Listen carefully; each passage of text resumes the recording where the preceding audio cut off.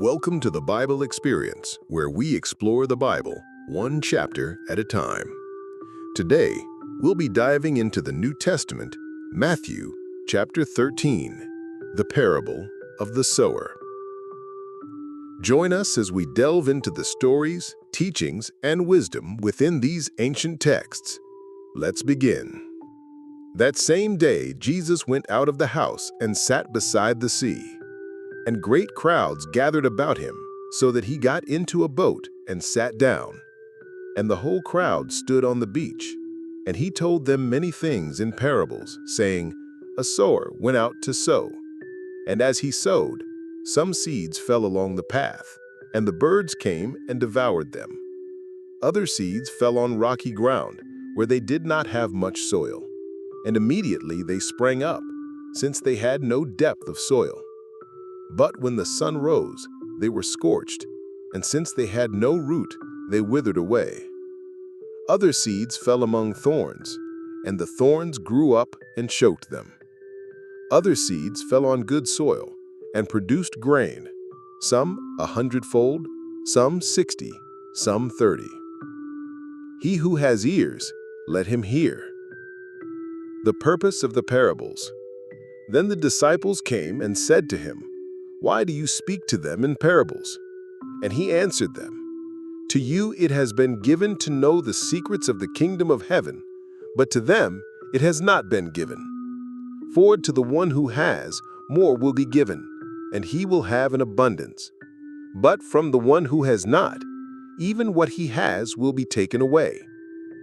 This is why I speak to them in parables, because seeing they do not see, and hearing they do not hear, nor do they understand. Indeed, in their case the prophecy of Isaiah is fulfilled that says, You will indeed hear, but never understand, and you will indeed see, but never perceive. For this people's heart has grown dull, and with their ears they can barely hear, and their eyes they have closed, lest they should see with their eyes and hear with their ears, and understand with their heart and turn, and I would heal them. But blessed are your eyes, for they see, and your ears, for they hear. For truly I say to you, many prophets and righteous people longed to see what you see, and did not see it, and to hear what you hear, and did not hear it. The parable of the sower explained. Hear then the parable of the sower. When anyone hears the word of the kingdom and does not understand it, the evil one comes and snatches away what has been sown in his heart. This is what was sown along the path. As for what was sown on rocky ground, this is the one who hears the word and immediately receives it with joy. Yet he has no root in himself, but endures for a while. And when tribulation or persecution arises on account of the word, immediately he falls away. As for what was sown among thorns, this is the one who hears the word, but the cares of the world and the deceitfulness of riches choke the word, and it proves unfruitful. As for what was sown on good soil, this is the one who hears the word and understands it. He indeed bears fruit and yields, in one case 100-fold, in another 60, and in another 30. The parable of the weeds. He put another parable before them, saying, The kingdom of heaven may be compared to a man who sowed good seed in his field. But while his men were sleeping, his enemy came and sowed weeds among the wheat, and went away. So when the plants came up and bore grain, then the weeds appeared also. And the servants of the master of the house came and said to him, Master, did you not sow good seed in your field? How then does it have weeds? He said to them, An enemy has done this. So the servant said to him, Then do you want us to go and gather them? But he said, No, lest in gathering the weeds you root up the wheat along with them. Let both grow together until the harvest, and at harvest time I will tell the reapers, Gather the weeds first, and bind them in bundles to be burned, but gather the wheat into my barn. The mustard seed and the leaven. He put another parable before them, saying, "The kingdom of heaven is like a grain of mustard seed that a man took and sowed in his field. It is the smallest of all seeds, but when it has grown, it is larger than all the garden plants, and becomes a tree, so that the birds of the air come and make nests in its branches." He told them another parable. "The kingdom of heaven is like leaven that a woman took and hid in 3 measures of flour, till it was all leavened." Prophecy and parables. All these things Jesus said to the crowds in parables.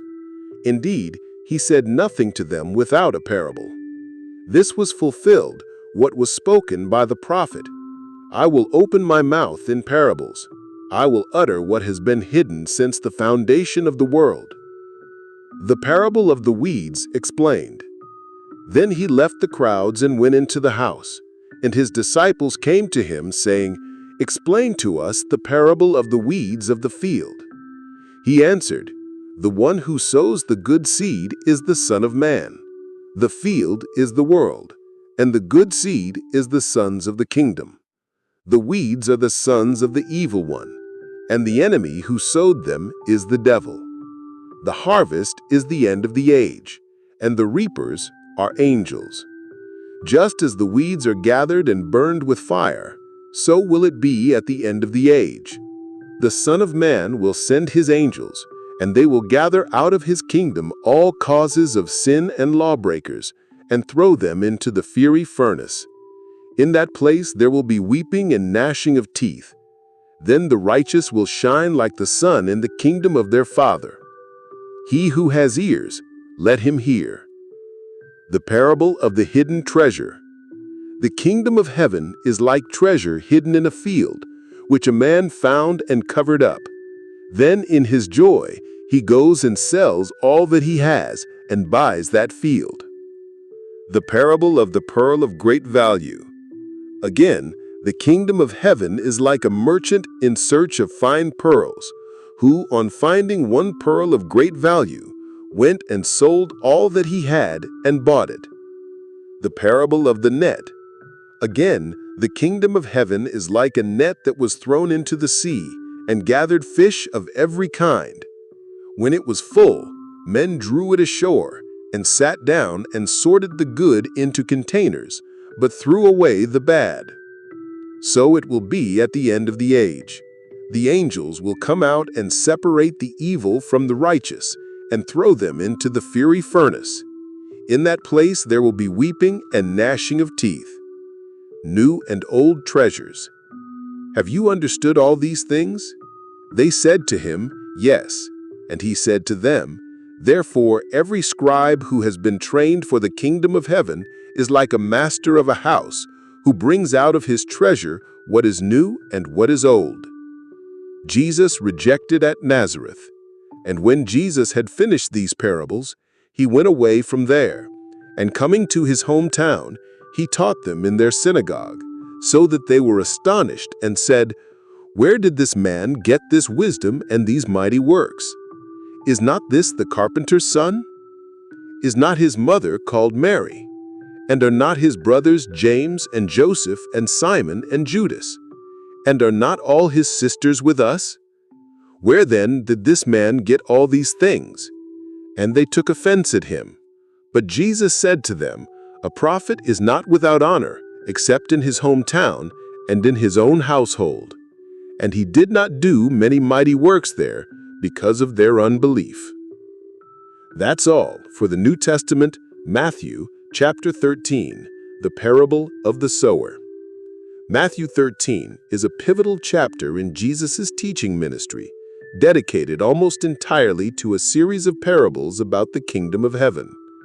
Jesus begins by teaching from a boat to a large crowd on the shore, using the parable of the sower to explain how people respond to his message. He then explains to his disciples why he speaks in parables, noting that they are given the secrets of the kingdom while others are not. The chapter continues with a collection of parables, each revealing a different aspect of the kingdom's nature and growth.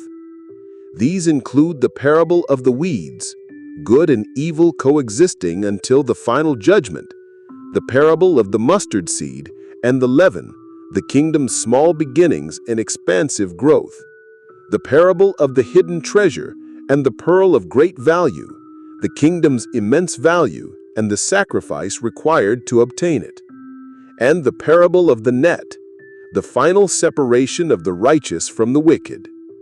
The chapter concludes with Jesus teaching in his hometown of Nazareth, where he is met with unbelief from the people who question his authority because of his familiar background. Thank you for joining us. May God bless you, and we hope you'll join us next time as we continue our journey through the Bible, one chapter at a time.